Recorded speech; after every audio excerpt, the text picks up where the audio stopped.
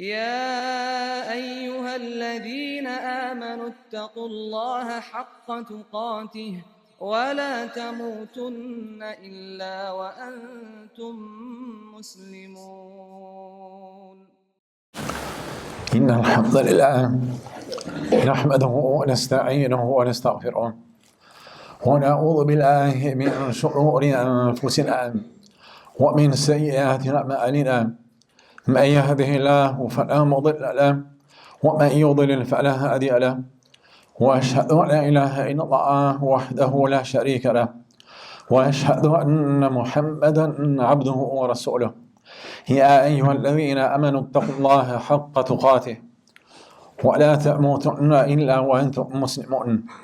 يا أيها الناس اتقوا ربكم الذي خلقكم من نفس واحدة وخلق منها زوجها وبث منهما رجالا كثيرا ونساء، واتقوا الله الذي تساءلون به والأرحام إن الله كان عليكم رقيبا.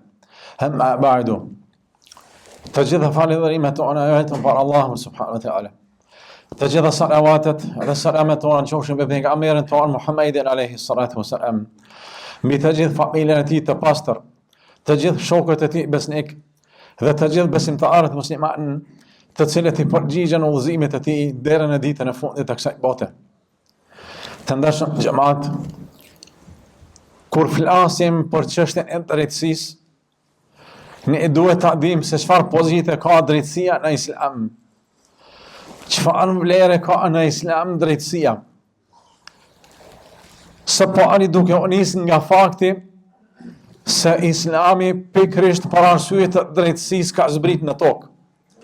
Allahu subhanahu wa ta'ala e ka zbrit këtë fe me qëllim të arritjes së drejtësisë. Dhe drejtësia është cilësi e vetë Allahut subhanahu wa ta'ala. Allahu në ajet në Kur'an thot: "Inna Allaha la yadhlimu mithqala dharra." Me të vërtet Allahu nuk bën pa drejtësi as sa një grimc. Për arsye se drejtësia është cilësi e tij. Për arsye se drejtësia është cilësi e tij absolute.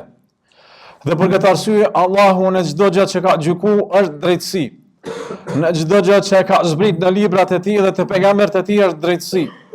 Dhe Allahu në ajet në Kur'an thot: "Wa laqad arsalna rusulana bil bayyinat wa anzalna ma'ahumul kitaba wal mizana liyaquma an-nasu bil qist."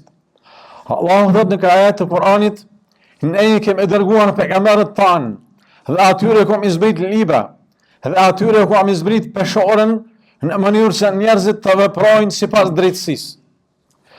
Do me thënë, rruga të gjithë pejgamberëve të Allahut është drejtësia, dhe nuk ka rrugë tjetër e cila garanton drejtësi. Për këtë arsye, drejtësia është kushti kryesor i stabilitetit në tokë. Drejtësia është kushti kryesor i sigurisë në tokë. Nëse nuk ka drejtësi, nuk ka stabilitet. Nëse nuk ka drejtësi, nuk ka siguri. Drejtësia, dhe me thënë, në aspektin kuptimor të ndonjë vllazën, besoj që është e kuptueshme për të gjithë. Pra drejtësia është ia dhënë çdo kujt atë drejtë që i takon, pa pas asnjë përjashtim. Dhe me thënë, drejtësia është obligueshme për çdo njeri, dhe drejtësia është obligueshme me bojë çdo kujt pa asnjë përjashtim. Pra drejtësia duhet të jetë absolute. Për këtë arsye Allahu në Kur'an thot: "Wa la yajrimannakum shana'anu qawmin ala alla ta'dilu." Allahu thot në ajet të Kur'anit: "Nëse ju e urreni dikën, atëherë urrëtia nuk guxon me ju shtyr që ju me qenë të pa drejtë ndaj tyre." Do të thonë ndaj personit të cilin ti nuk e don, je e obligueshëm me qenë i drejtë. Ti mundesh me urrë dikën, mundesh mos me dash dikën, mirë po nuk guxon me qenë pa drejtë ndaj tij. Këto gjëra duhet mi dallu. Tjetër çka është urrëtia ndaj dikujt dhe tjetër çka është drejtësia ndaj dikujt. Pra Allahu ka urdhëruar drejtësinë absolute edhe ndaj personave të cilët ne nuk i dojmë. Dhe kjo është drejtësia. Dhe kjo është që garanton me pas domethënë mirëqenie në tokë. Drejtësia kryesore të ndonjë vllazën është ibadeti ndaj Allahut. Është me njoftë Allahu subhanahu wa taala dhe me nështru atij. Dhe mos me i shkel urdhrat e tij dhe me i respektu çdo urdhër dhe çdo dispozitë që Allahu e ka zbrit. Për këtë arsye, për faktin se Allahu është krijues, Allahu është furnizues. Te Allahu kthehet çdo krijesë e tij. Prandaj është drejtësi që të nënshtrohemi vetëm atij. Është drejtësi që të bindemi vetëm atij dhe të respektojmë dispozitat e tij. Dhe është padrejtësia më e madhe në fytyrën e tokës me ja kthy shpinën dispozitave të Allahut.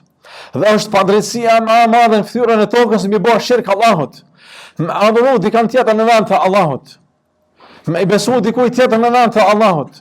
Dhe është padrejtësia më e madhe në fytyrën e tokës me mohu Allahun. Përderisa do të thonë ai është krijuesi çdo gjëje. E pastaj devotshmëria që ndron edhe mbi drejtësinë ndaj krijesave pa përjashtim. Dhe drejtësia ndaj krijesave është në aspektin e fjalëve dhe në aspektin e veprave. Allahu thot në Kur'an: "Wa idha qultum fa'dilu." Kur flisni, atëherë falni vetëm fjalë të drejta. Pra besimtari duhet me pas kujdes. Pikë pari duhet me qenë i drejtë në fjalorin e tij. Duhet me qenë i drejtë në shprehjet e tij. Mos me bë padrejtësi me fjalë. Dhe aspekti tjetër është drejtësia me vepra. Allahu thot: "Wa idha hakamtum bayna an-nasi an tahkumu bil 'adl." Kur gjykoni mes njerëzve, gjykoni me drejtësi. Duhet me gjyku me drejtësi. Prandaj Allahu thot: "Ya ayyuhalladhina amanu kunu lillahi shuhada'a bil qist." O ai të cilët keni besuar, qëndroni me drejtësi në çdo aspekt për hir të Allahut. Dhe kjo është pastaj që do të garantojë çdo gjë. Allahu subhanahu wa taala në Kur'an na njofton se i don ata që janë të drejtë. Allahu thot: "Inna Allaha yuhibbul muqsitin." Allahu i don të drejtit. Allahu i ndihmon të drejtit. Allahu ju jep çdo sukses në këtë botë dhe në botën tjetër atyre të cilët janë të drejtë. Për këtë arsye dietarët në Islam kanë thënë, Allahu i ndihmon një shteti që është i drejtë edhe nëse ata nuk janë muslimanë. Dhe Allahu nuk i ndihmon një shteti i cili është i padrejtë edhe nëse ata janë muslimanë. Dhe është një fjalë shumë e çmueshme, të cilën e përdorin populli, dhe është fjalë shumë kuptim plot, ata thonë me të vërtetë të drejtin Allahu nuk e humb. Dhe kjo është fakt. Dhe kjo është më së e vërtetë dhe askush nuk mundet me mohu. Për këtë arsye besimtari duhet me shpresu te Allahu. Edhe duhet me ditë se nëse bëhet i drejt, atëherë duhet me ditë se është i garantuar prej Allahut subhanahu wa taala herët apo vonë. Pa ai që bëhet i drejt, nuk duhet me friksu se mos po i hupin të drejtat, se mos po e shkelin të tjerat. Sepse e drejta fiton gjithmonë, sepse me të drejtën është Allahu dhe sepse personat e drejt është ai i cili i don Allahu subhanahu wa taala. Për të ndruar vllazën, përveç drejtësisë, Allahu urdhëron edhe më tepër se kaq, sepse drejtësia është minimumi që besimtari është obliguar të bëjë. Përveç drejtësisë duhet me bëhet edhe mirësi.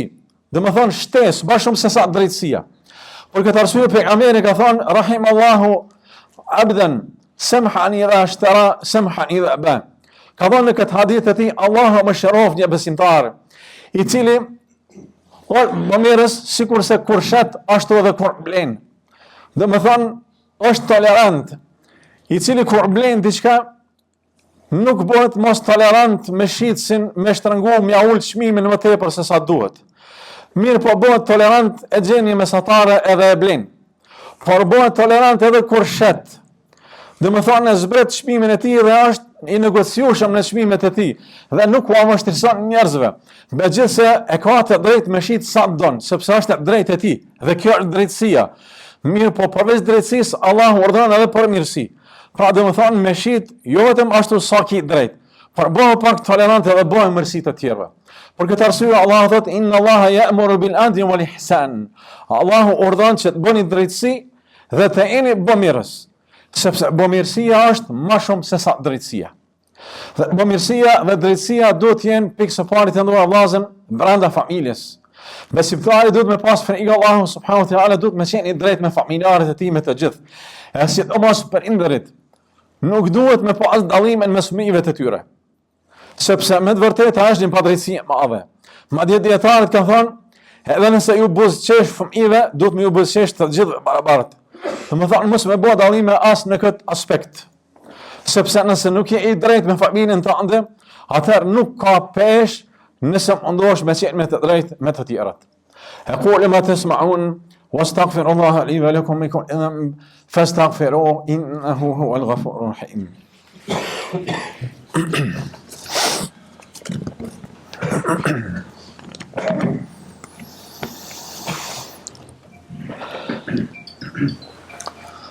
الحمد لله على سأنهم وشكرها توفيق وامتنانهم وأشهد أن لا إله إلا الله وأشهد أن محمدا عبده ورسوله.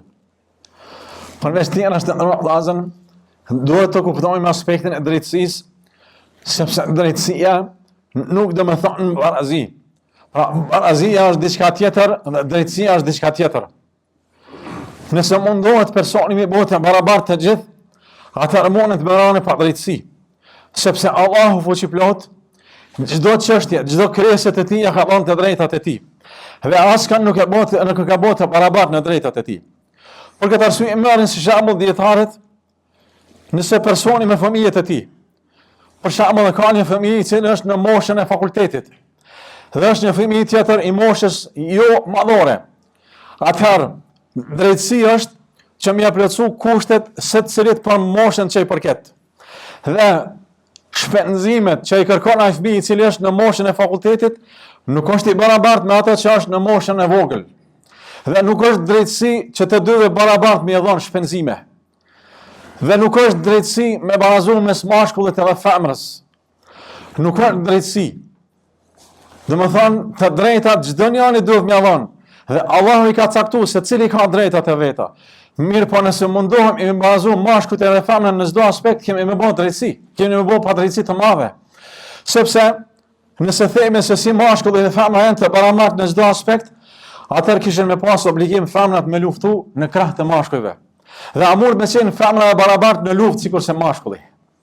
Dhe a mund me qenë në përballimet edhe në vështirësitë fizike e barabartë femra me mashkullin. Është padrejtësi e madhe nëse femra obligohet me punu ato punë që mundet me punu mashkulli. Prandaj nuk duhet me barazu se i bën padrejtësi femrës. Sepse femra duhet me pas lehtësimet e veta për shkak natyrës që ka. Dhe Allahu e ka ngrit femrën, sepse nuk e ka obligu atë shumë sa ka obligu mashkullin. Dhe prandaj padrejtësia më e madhe është sot ideologjia e cila thret me botë e barabartë të gjithë sikur sa mashkujt edhe femrat. Wallahi kjo nuk është barazi, edhe kjo është padrejtësia më e madhe. Prandaj drejtësia është me respektuar dhe me dhënë pozitën e vet çdo njeri që meriton. Inna Allaha wa malaikatahu yusalluna 'alan nabi. يا أيها الذين آمنوا صلوا عليه وسلموا تسليما اللهم صل على محمد وعلى محمد كما صليت على إبراهيم وعلى آل إبراهيم إنك حميد مجيد اللهم بارك على محمد وعلى آل محمد كما باركت على إبراهيم وعلى آل إبراهيم إنك حميد مجيد عباد الله واذكروا الله الذي يذكركم واشكروه على أن يزدكم ولذكر الله أكبر والله يعلم ما تصنعون وقيموا الصلاة